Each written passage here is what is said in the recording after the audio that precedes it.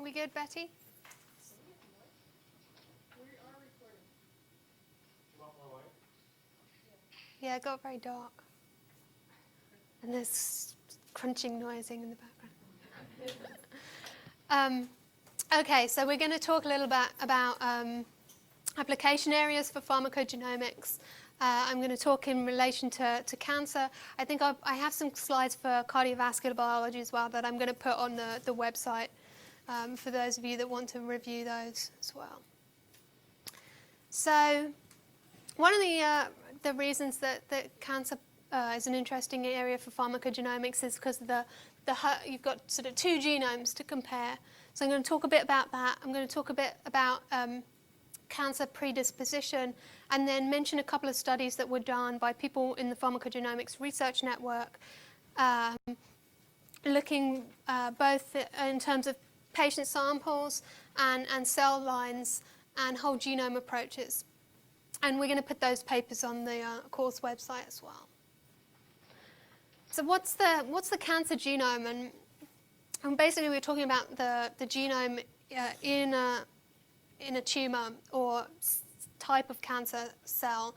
And so actually in a patient there may be many cancer genomes.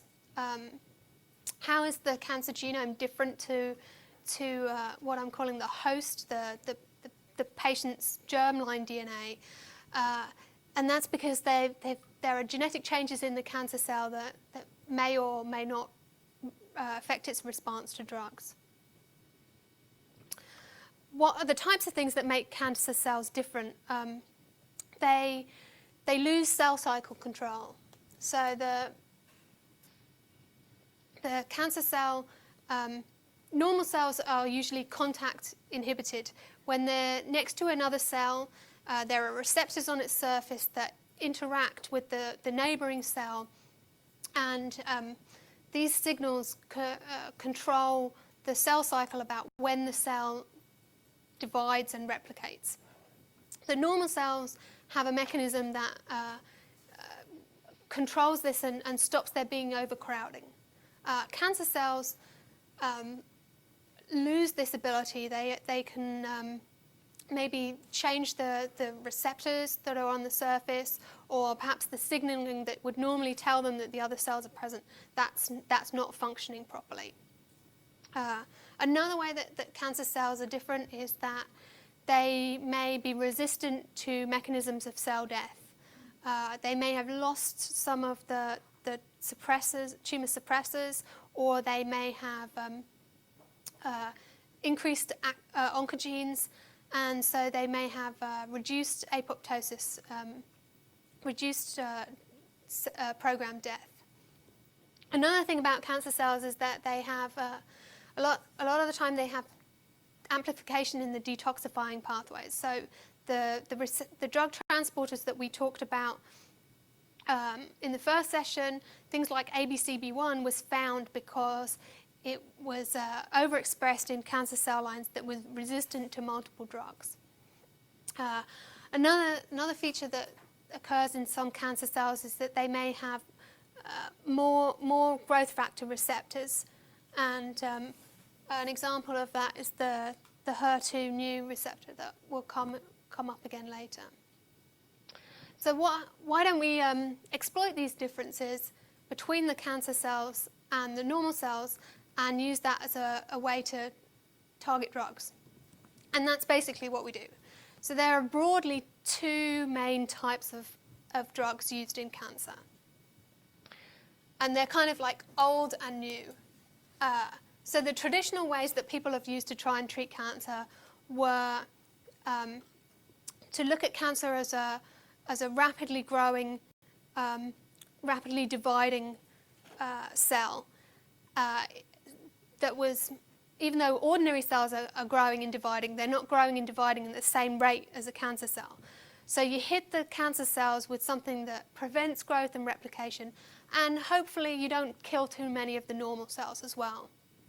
And the way that the cytotoxics work is that they do damage directly to the DNA. Things like platinum, it gets in between the bases, and it then triggers cell death. you've got things that disrupt cell division, so they can bind to the microtubules that when cells divide that pull the chromosomes apart, so the cell can't finish division. So those are things like taxanes and irinotecan.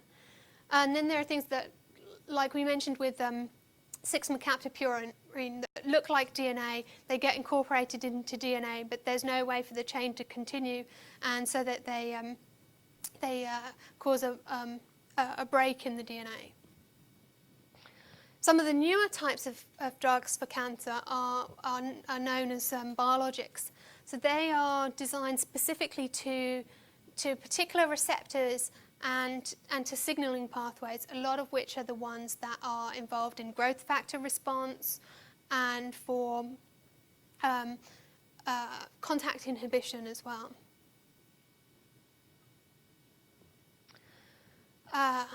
What's an important thing about cancer therapy is that now that cancer patients are living longer, it's become apparent that some of them will get a second cancer that's a result of the treatment that they had for the first cancer.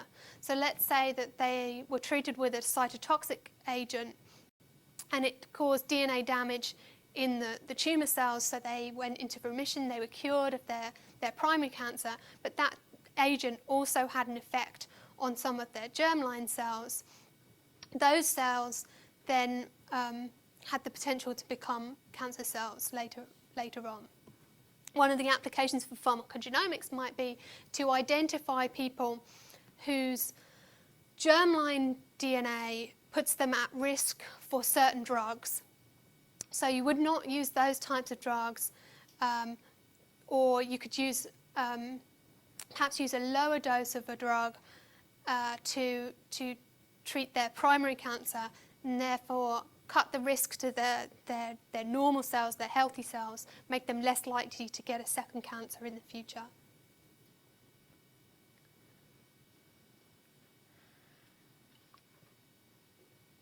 So one of the biologics that's been very successful, and it's a good example of pharmacogenomics, is Herceptin, or its generic name trastuzumab. It's easier to say Herceptin. That's their goal. Yes. And at least for several years until the patent runs out. So the premise of Herceptin is that it's a monoclonal antibody, and that's why it's got the MAB name. And it binds to a receptor that is expressed in breast cancers. So the HER2 receptor is expressed in about 30% of breast cancers. Those breast cancers often have very aggressive biology, and so the patients have used to have a poor prognosis. The antibody binds to the receptor, and this is good because it's going to be toxic only to the cancer cells and to control growth of the cancer cells, and it shouldn't have too much effect on the normal cells. And as I said, this has been a really successful example. We also mentioned it before because this is a case where the test that shows the presence of the HER2, the receptor that's the drug target, was co-developed along with the drug. Another not so successful example of a biologic was a drug that's targeted to a different receptor, the epidermal growth factor receptor. And this is gefitinib, and the ib means it's an inhibitor. So it's not a monoclonal antibody, this one. This is a small molecule inhibitor. And this looked really promising in early trials, but when it was released into larger trials, they found that it only improved survival in a subset of patients, about 10 to 15% of people, And they found that some of the people that tended to respond better were people who were female or Japanese or non-smokers. And so someone went back and did some of the basic science on this and found that the reason for that was that these individuals had mutations in the EGF receptor. So germline, they had genetic variants in the receptor that affected the response to the drug. And actually, in this case, the drug works better with the variant EGF receptor than the regular one. So just to review a little bit about the etiology of cancer, because pharmacogenomics also comes into cancer prediction and cancer susceptibility. So how does cancer start? Generally, people accept that it occurs by a series of mutations. So a very old hypothesis was the two-hit hypothesis by Knudsen, and I think that's from the 50s. And basically the idea was that one mutation, it might have been in the germline DNA, could be tolerated. The cells didn't develop cancer, but a second change then tips the balance and from controlled growth to uncontrolled growth. Actually, most people now believe that it's probably a series of small changes rather than two big hits.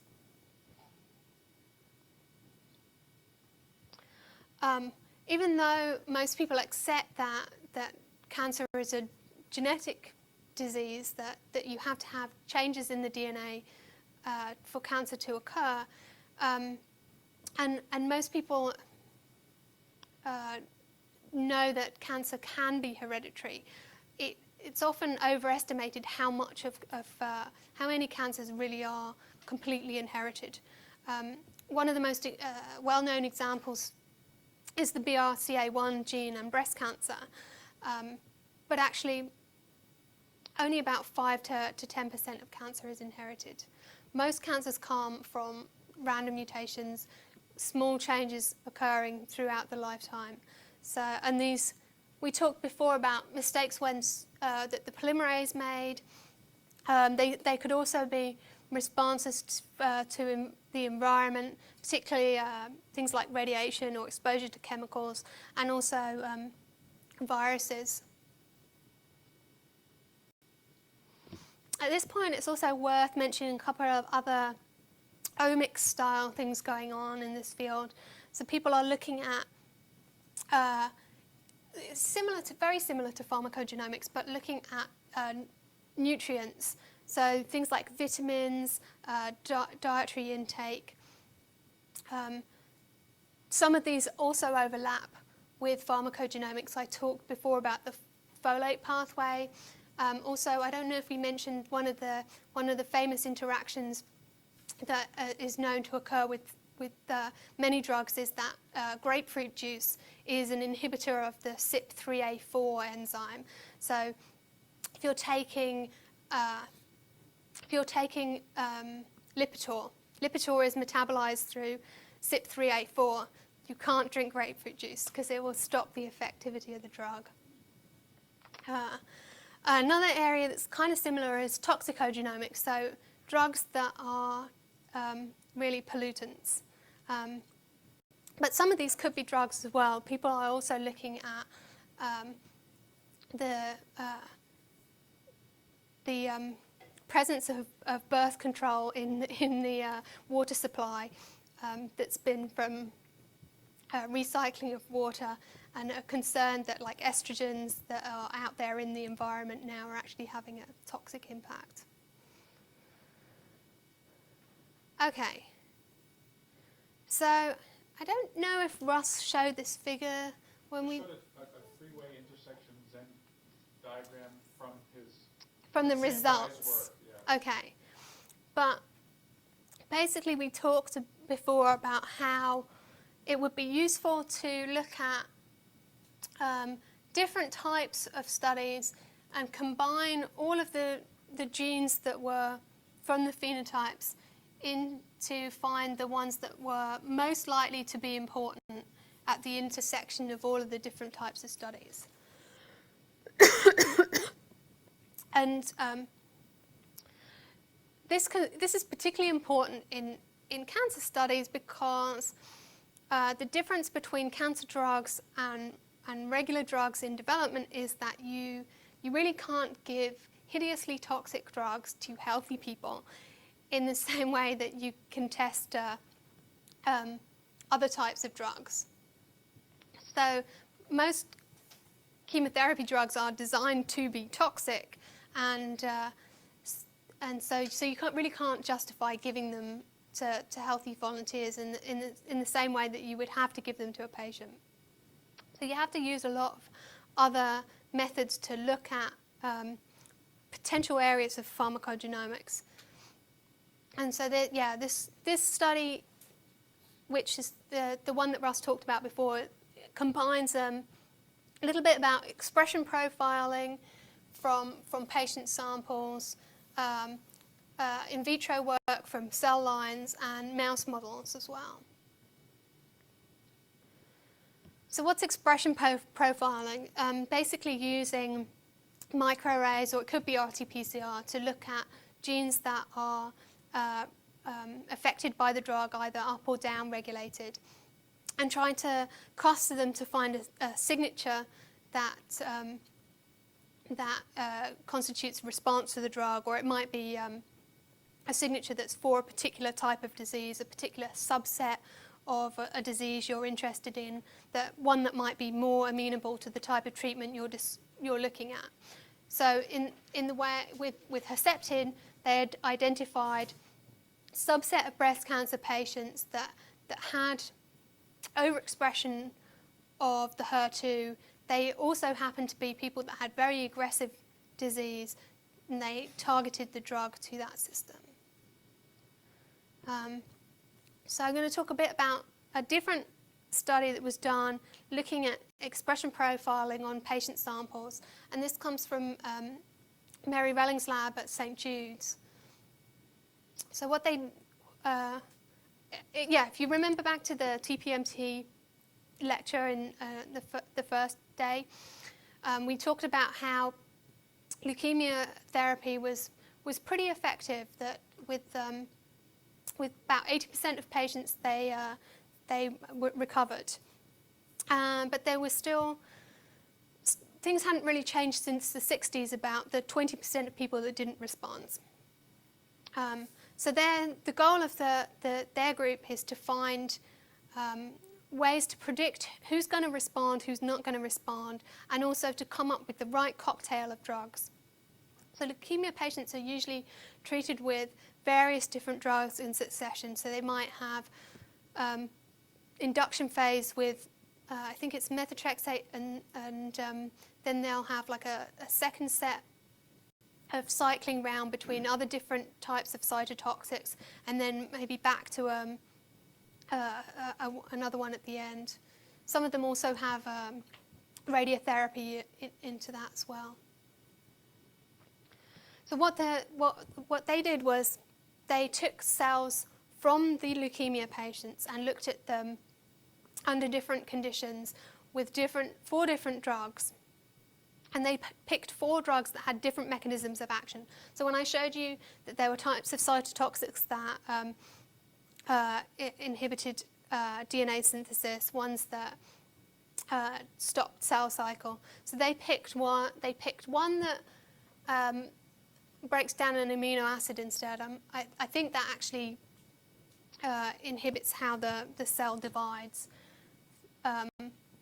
One that prevents DNA synthesis, one that's an anti-inflammatory drug, and one that causes cell cycle arrest. So this is what they saw for one particular drug, vincristine. And so they've got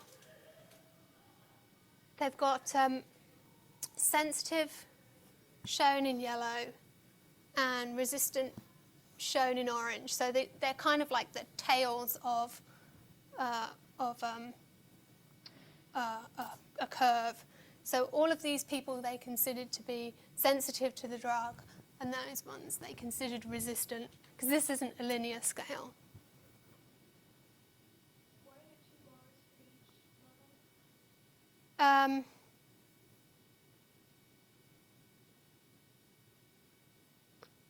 I'm not sure in this sense.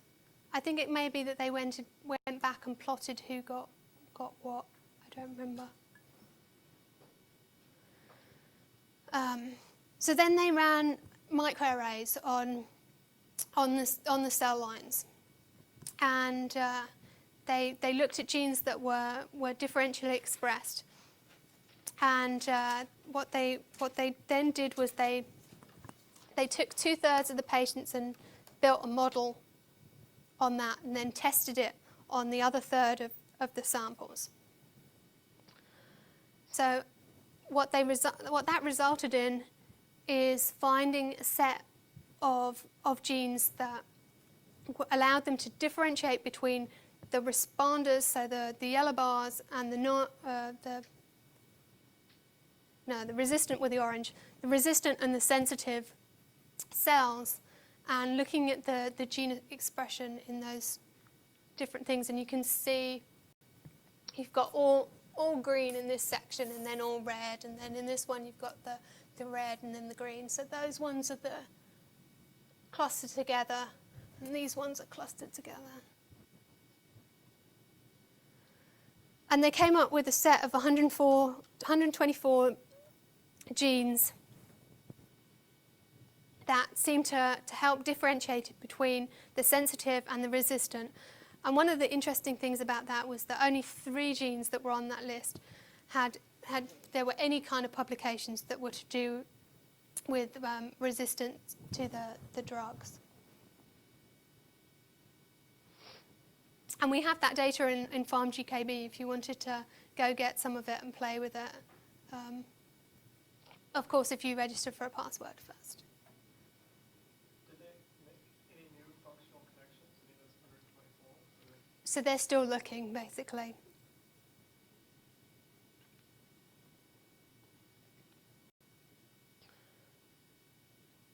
Okay, so this is the paper that Russ discussed a little bit about before, about combining an in vitro drug response in cell lines. So this is, I actually showed how they took a plate and then looked at cells growing in different concentrations of the drug, and then they could measure how much dye that bound to them, show how alive the cells were as a measure of whether they were sensitive to the drug or not.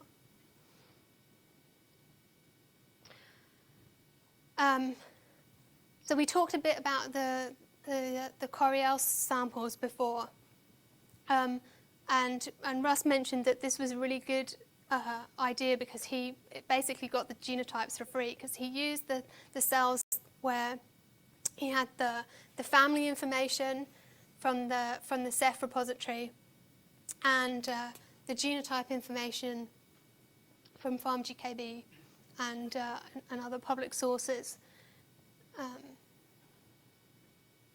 That's just an example showing you how they got sort of parents and children from different families as well, families with lots of children, making it easy to study.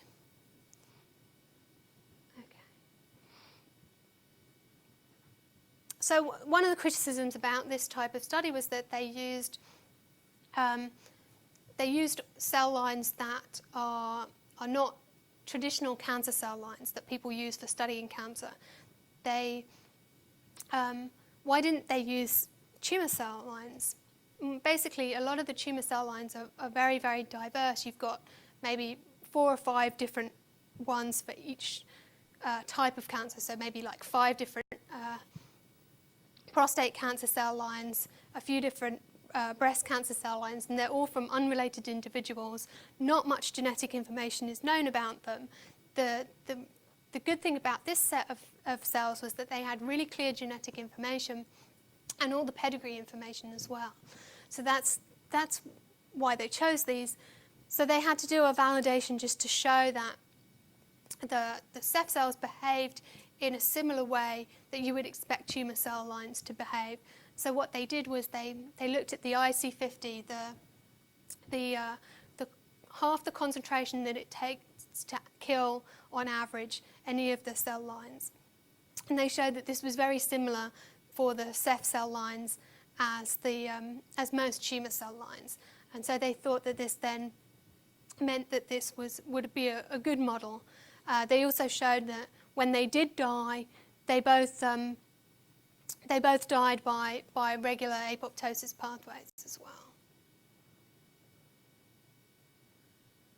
Okay.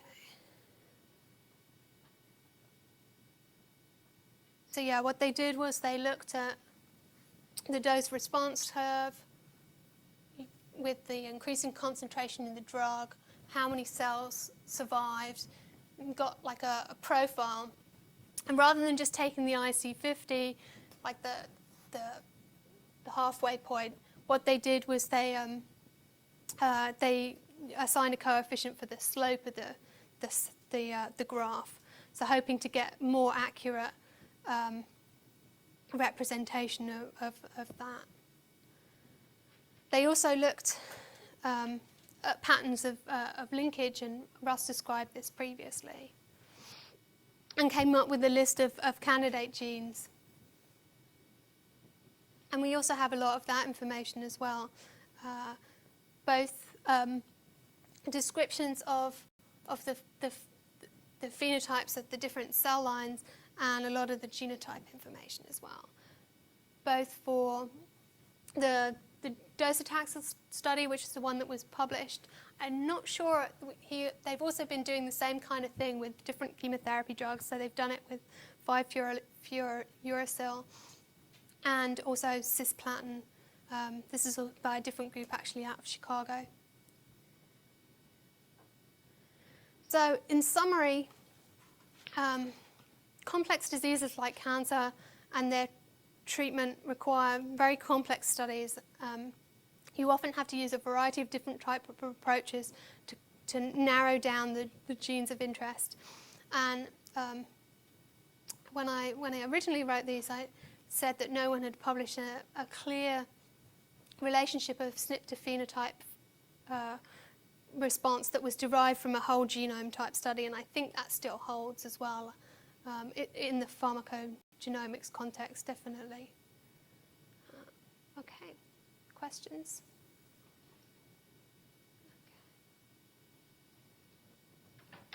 There are a lot of centers trying very hard to find such associations, getting a lot of money to do that. We'll be very disappointed if they don't. One useful question that they never ask is, because it's too expensive, is can we rediscover things that are already known with whole genome, which wouldn't be a bad confidence builder, so to speak. But that's a very expensive confidence builder. So they don't do it. So we're in the final home stretch. I'm going to try to make this fascinating but short. And then we'll have a quiz for everybody who's taking for credit and anybody else who would like to get a certificate. And really anybody else who just likes taking tests. It is 25, 26 questions. And we're all very excited about it. Let me just get this going. Is our lighting level okay? Okay. It is getting chillier, isn't it? Or warmer? I don't know. I don't know, maybe it's just nerves. Okay. Okay. Final part is I just want to say a few words about pathways. We've been referring to pathways, kind of assuming everybody had a little bit of a intuitive understanding of it, but let's go into a little bit more detail about pathways of drug metabolism and action, because they're very important even in the setting of whole genome approaches. So what's a pathway? It's a group of genes and small molecules that interact to create a phenotype. At least that's what it is to me. Since it's not genotype, it has to be phenotype because I'm a very binary person. So this group of genes and small molecules may work in series. A goes to B, goes to C, goes to D, or it may work in parallel. See, I could have said this before because I was referring to parallel pathways, and I was kind of counting on you knowing what I meant, but now we'll talk about it. So here's a parallel path, and what I mean by parallel is you can get to H in two separate, in fact, interacting ways.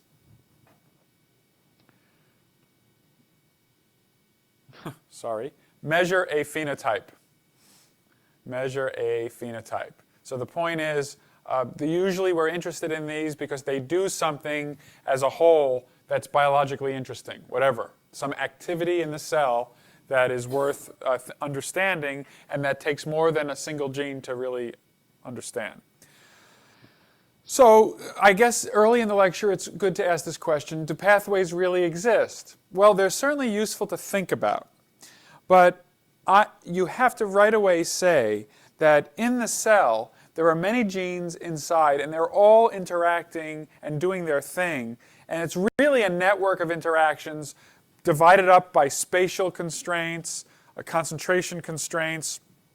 And so pathways are often just a subset of this space of interactions that you think makes sense as a coherent whole. But don't put too much reality on the pathway because it often doesn't really exist. And people have different feelings about systems biology, but one of the nice things about systems biology is it looks at these cells as entire networks of interactions. And one of the major sets of findings have been all these famous pathways are all talking to one another, and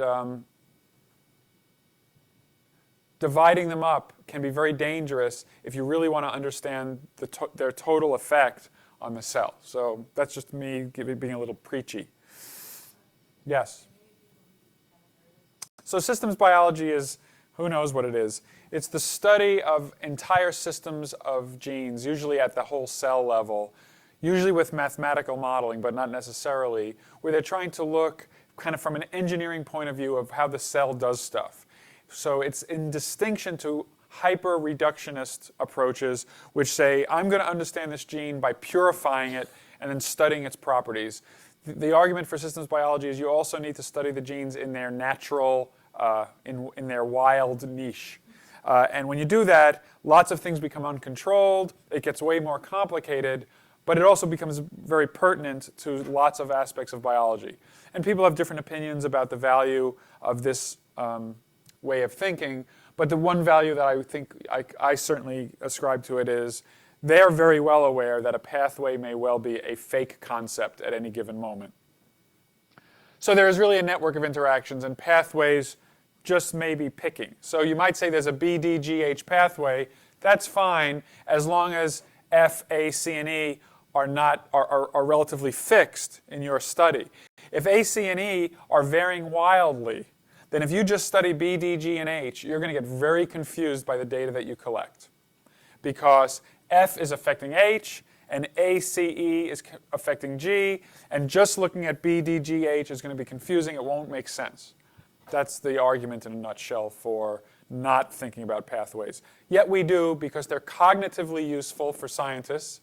We can only keep a few things in our head, and B, D, G, H is easier to keep in our head than this whole network. And if this effect and this effect and this effect can be controlled or is not critical, you might get away with just studying a smaller set of elements.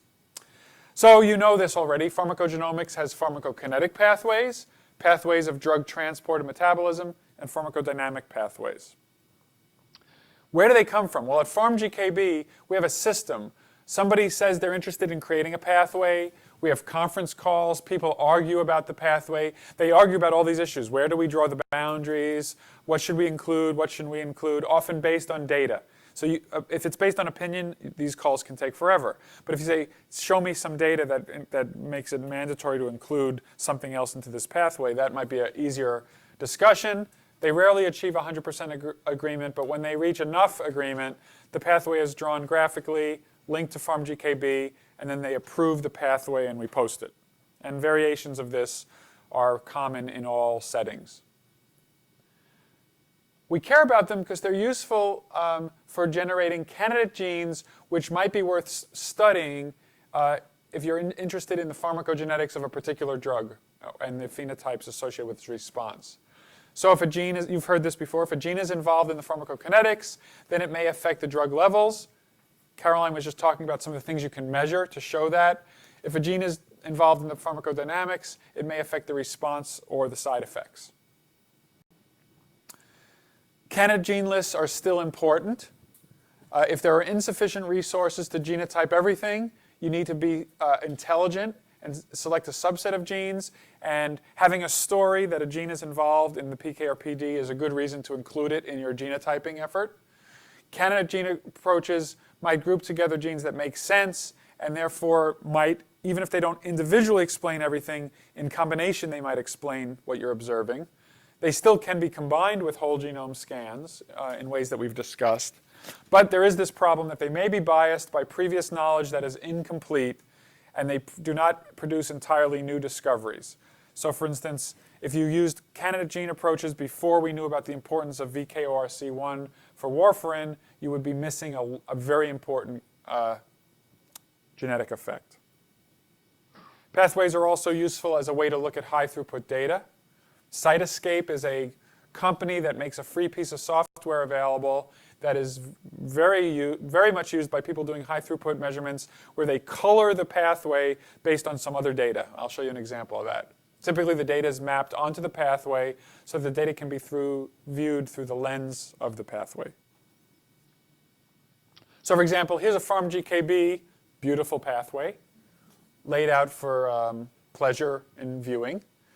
But you can turn it into GenMap, which when it's all white is not as lovely as our pathway. But GenMap lets you say, I did a microarray experiment and the yellow genes were up and the green genes were down. And now you can look at both the pathway and the response of that pathway to a drug. So you could imagine the expression data set that Caroline was just talking about from Evans and Relling for leukemia. You could take leukemia pathways and you could look at which of those genes were up or down in those experiments, and it would be a nice way. And this is a very common thing. People do this with Cytoscape. They do it with GenMap. So pharmacokinetic pathways are usually metabolic. And so here's a parameterized, if you've seen this one, you've seen them all. D is a drug.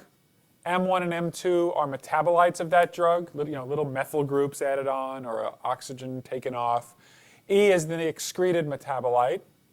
A and B are enzymes. C is a transporter that gets it across a membrane, say, into the kidney, into the collecting tubule system of the kidney. So a typical metabolic pathway would be some variation on drug, gets metabolized by A, M1 gets metabolized by B, M2 gets transported, and then it's E, and then E gets excreted. And you can duplicate any of these and come up with an arbitrarily complex story. But clearly A, B, and C are genes whose variations might affect the levels of D, M1, M2, and E. And again, Caroline showed you some of those measurements in the context of tamoxifen earlier today, where they're studying metabolism. So the typical PK genes we've talked about, the phase 1 enzymes that do reductions and oxidations, the phase 2 enzymes that do methylations, sulfations, acetylations, glucuronidations, all the different little covalent modifications of xenobiotics.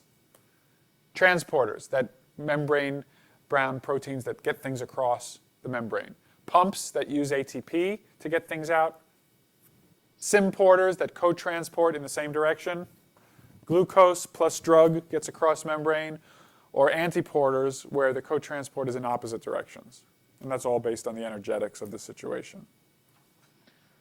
And then the PK data you talked about before, blood levels, metabolite levels, intracellular levels, enzyme levels, transport rates. Just what you would expect to have to measure given that canonical picture I showed you. Basically, the levels of these genes, the levels of these metabolites, and functional characterizations of the genes. And we have a bunch of beautiful PK pathways. Here is azathioprine going to 6-mercaptopurine, and here is the network of things that can happen. All the genes that are involved, all of which are candidates for being important for mercaptopurine. The one that we know for sure is important is TPMT, but that does not, this is the little dirty secret, it does not explain all the variability. When I showed you that curve of 300 people who got 6-mercaptopurine, and there was that one lady on the far left, and then there was the little hump of heterozygotes, and then there was a big hump of homozygotes, basically, wild types. There was still a lot of variation in that hump, and it could be due to all these other genes. So if you're interested, there is the way to get started on looking for some potentially important genes after TPMT. Here's nicotine, present in cigarettes.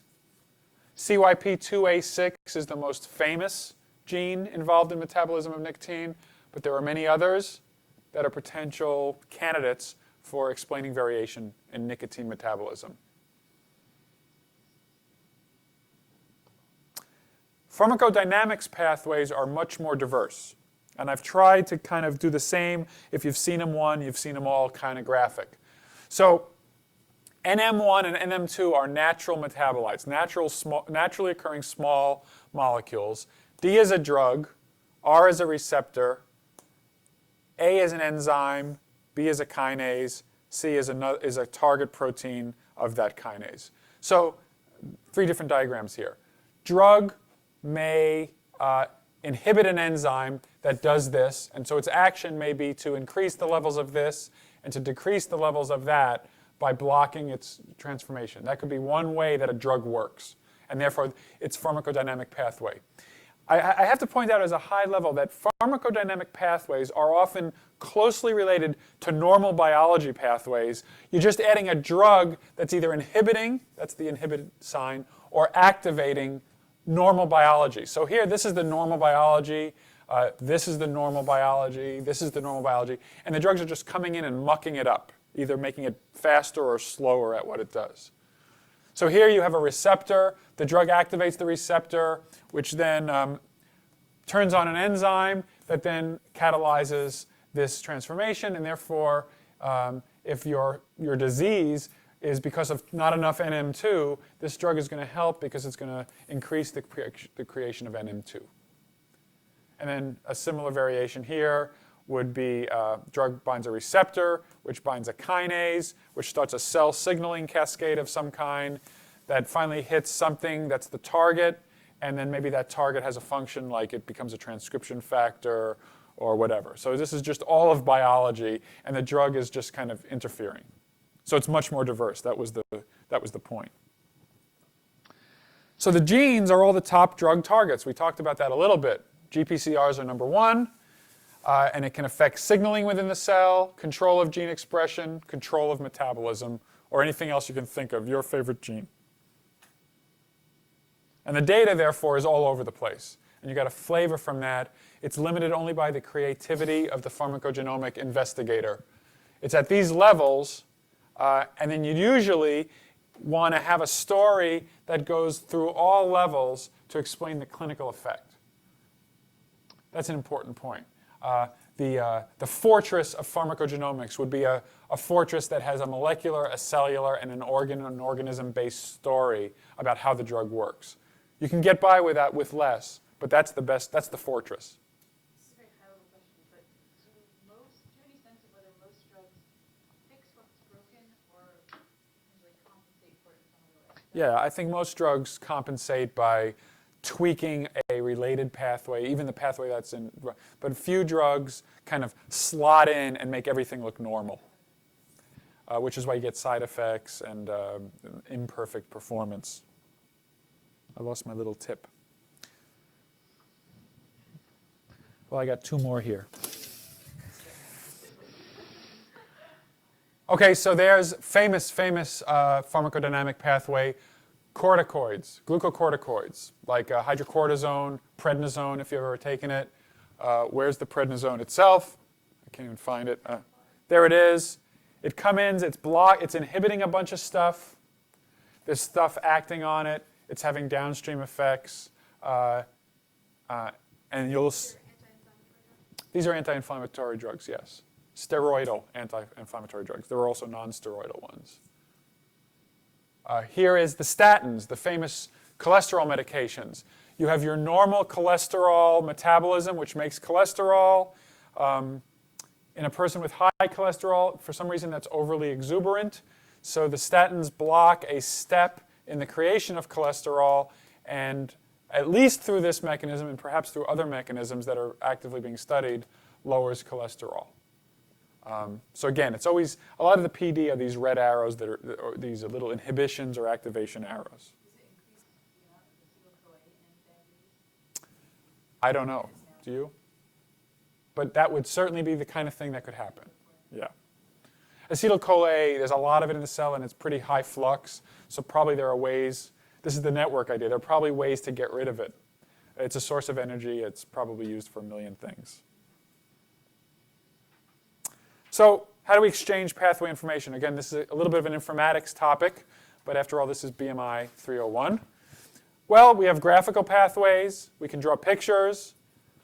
GenMap I mentioned, Cytoscape I mentioned. Ingenuity is a company, so you have to pay to use their pathways. And then there's this emerging standard called BioPax, the Biological Pathway XML format. BioCarta is a company that makes these somewhat Gaudi-esque, or even Dali. They're overcolored in my opinion, but they're very popular because you can get them, you can use them, and you can use them. And they make many pathways. And it's interesting because these were created mostly to sell stuff. So what they do is they put their products on these pathways and say, press here, you can buy this if you want to assay this pathway. Not a bad marketing, and they have hundreds of these pathways. But they're all just gifts. Of course, PharmGKB, it's our favorite. GenMap, we showed that we could just take PharmGKB pathways and turn them into GenMap, so we could do that mapping thing that I was talking about. So that's the same, get it? That's the same pathway. GenMap, you can move around the nodes, you can color them. They have a nice exchange format. It's a good thing. It's developed up at the Gladstone Institute associated with UCSF. KEGG is a metabolic pathway, hand-drawn pictures with a lot of metabolism. Reactome is a pathway of human normal pathways. So again, they're only one red arrow away from being a pharmacodynamic pathway. You just block something. And they have what they call the starry sky graphic, because this is all like the constellations. And then you can go in and look at these detailed pathways. And they have a process very similar to what I described for PharmGKB for acquiring these, basically expert curated. One little funny story is I am on the advisory board for Reactome, and I got a T-shirt. I was wearing it, and my teenage daughter said, "Why are you wearing a T-shirt that says "React to me"?" I said, "Whoa!" So I don't wear that anymore. I don't want people to react to me. So now when I see that, all I see is "React to me." And then there is a website that has there's about 190 resources on the web that give some pathways in some form or another. And so you can take a look at them if you're interested to see the diversity of things. Usually they're in niche areas of interest. Now I just want to talk a little bit about BioPax and then we'll finish up. Goal of BioPax is to provide a data exchange format for pathway data that will represent the key elements for a wide range of popular pathway databases. There's where it is. This is how it's kind of organized. Everything is an entity, including pathways themselves, which are made up of interactions, and then physical entities, which are examples of entities, and interactions are made up of entities, including physical entities. So that's their core kind of logical schema. Very challenging intellectually to get all those different pathways that I showed you to systematized into one representation scheme. So entities have synonyms, comments, data source, name. Pathways have similar things, and they have all the components. They also have an organism and evidence. So I won't go through the details. I just want to give you a flavor for what they're doing. They have a class underneath. That was just the high level. Underneath that somewhere is something called a conversion, which is either an assembly a reaction or a transport event. And you can have a transport event that combines transport with biochemical reaction. So you're transporting it and modifying it at the same time.